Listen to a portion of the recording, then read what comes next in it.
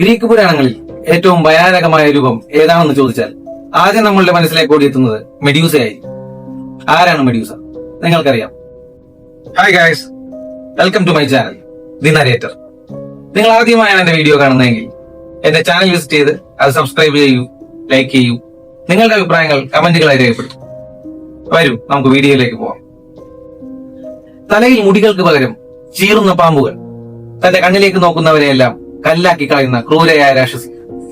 അതാണ് മെഡ്യൂസയെ പറ്റിയുള്ള എല്ലാവരുടെയും അറിവും കാഴ്ചപ്പാടുകളും. എന്നാൽ ശരിക്കും മെഡ്യൂസ ക്രൂരയായ ഒരു രാക്ഷസിയാണോ?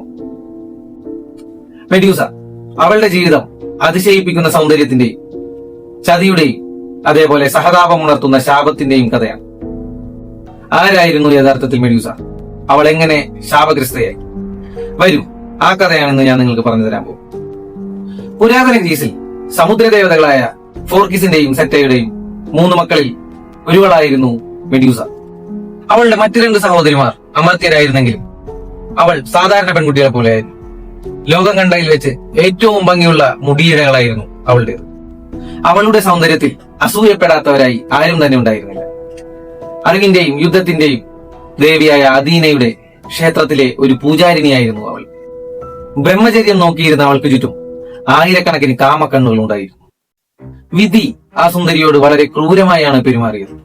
സമുദ്രദൈവമായിരുന്ന പൊസൈഡൻ അവളുടെ സൗന്ദര്യത്തിൽ ആകൃഷ്ടനായി.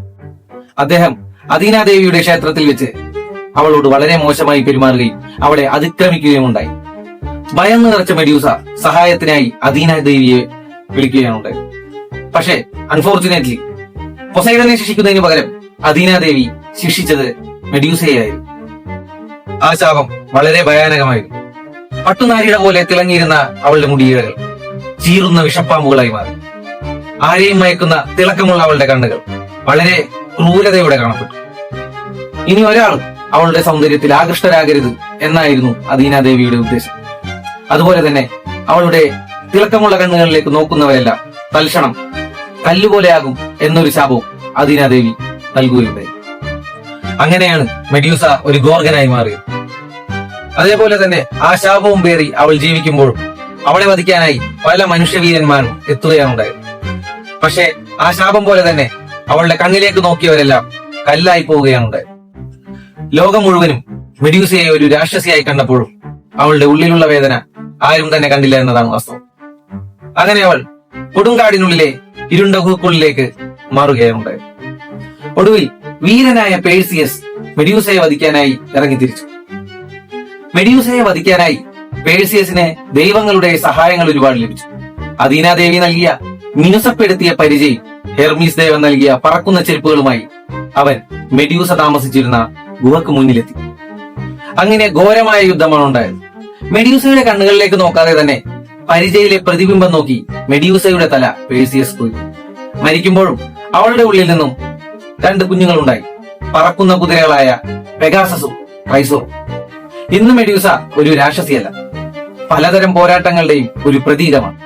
മെഡ്യൂസ ചിലർക്ക് ദുഷ്ടതയുടെ പ്രതീകമാണെങ്കിൽ മറ്റു ചിലർക്ക് അവൾ വേട്ടയാടപ്പെട്ടവരുടെ ശബ്ദമാണ്.